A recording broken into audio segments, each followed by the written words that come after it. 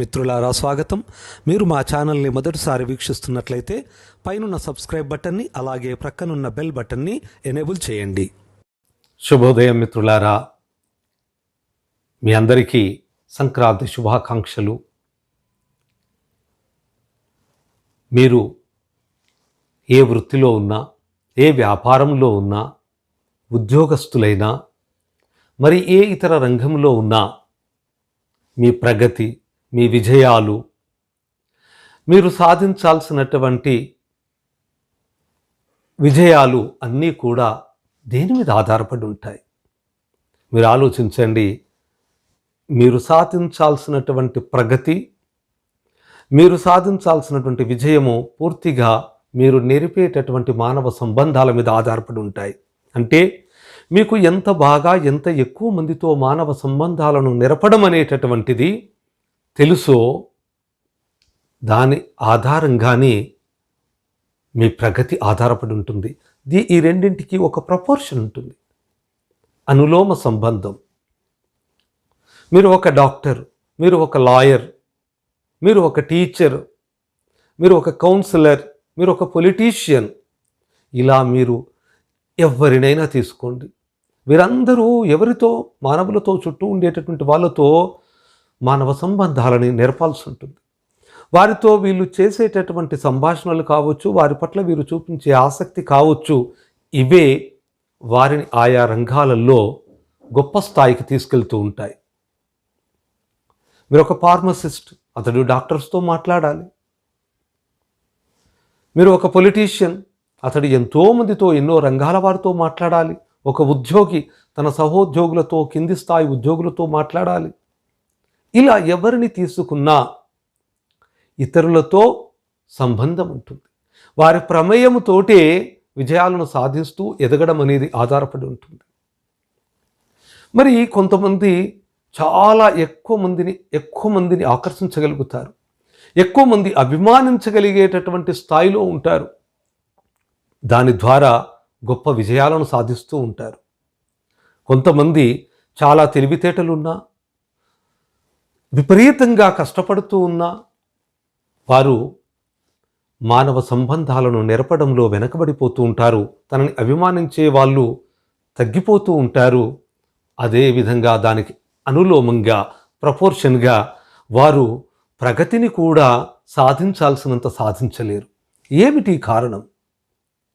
ఏమిటి కారణం అంటే, ప్రతి ఒక్కరము మానవ సంబంధాలను నెరిపేటటువంటి విధానములో మానవులకు ఉండేటటువంటి ఆసక్తి ఏంటో తెలుసుకోకుండా ప్రవర్తించడమే. ఈ ప్రపంచంలోని ఏ వ్యక్తినైనా తీసుకోండి. మీరు చిన్న పాపను, చిన్న బాబును తీసుకోండి. వారికి చిన్నప్పుడు ఏవో చిన్న చిన్న బొమ్మలు కొనిస్తారు తల్లిదండ్రులు. వారు ఆడుకుంటూ ఉంటే ఆ పక్కింటి పిల్లాడో, చుట్టాల అబ్బాయో వస్తే ఆడుకోవడానికి ఇవ్వమంటే ఇవ్వడు. ఇచ్చినా కాసేపట్లోనే తీసి దాచుకుంటూ ఉంటాడు.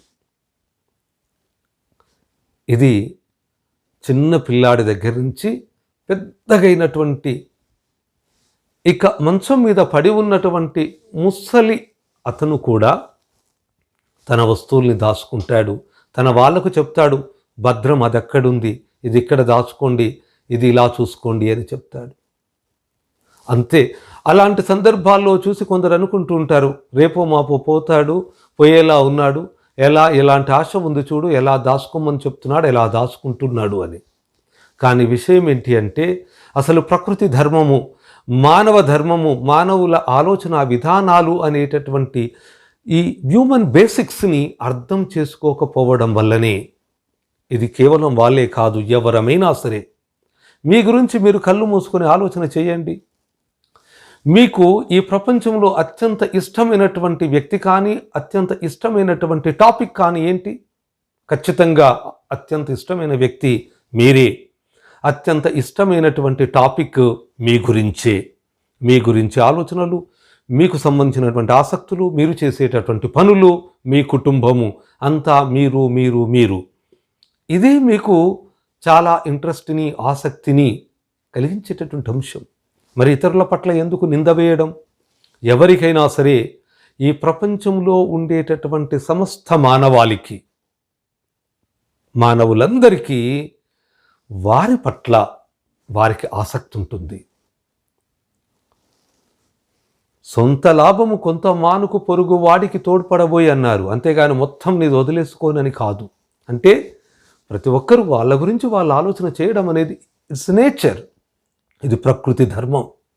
ఈ సూత్రాన్ని ఎవరైతే అర్థం చేసుకుంటారో వాళ్ళు ఇతరులతో మాట్లాడేటప్పుడు, ఇతరులతో వ్యవహరించేటప్పుడు, ఇతరులతో వ్యవహారము చేసేటప్పుడు, అది బిజినెస్లోనైనా లేక ఉద్యోగంలోనైనా, సర్వీస్లోనైనా, సేవలోనైనా ఈ మౌలిక సూత్రాన్ని ఎవరైతే గుర్తుపెట్టుకోగలుగుతారో వారు ఇతరులను బాగా అర్థం చేసుకోగలుగుతారు, ఇతరులతో సంబంధాలను సవ్యంగా సాగించగలుగుతారు, ఇతరుల అభిమానాన్ని పొందగలుగుతారు. తద్వారా వాళ్ళు ఒక్కొక్క మెట్టుని తను చేసేటటువంటి పనులను సవ్యంగా చేయగలుగుతూ వారు విజయపదంలో సాగగలుగుతారు.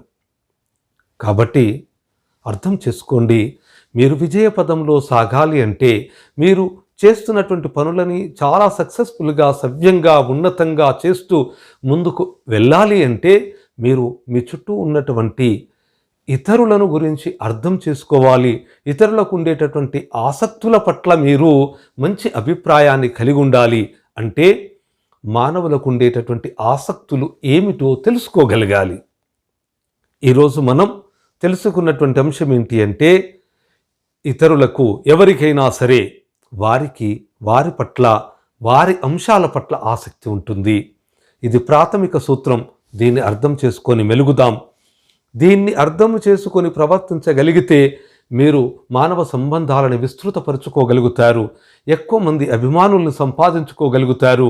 మీరు మీ ప్రయాణములో విజయాలను సాధిస్తూ ముందుకెళ్ళగలుగుతారు.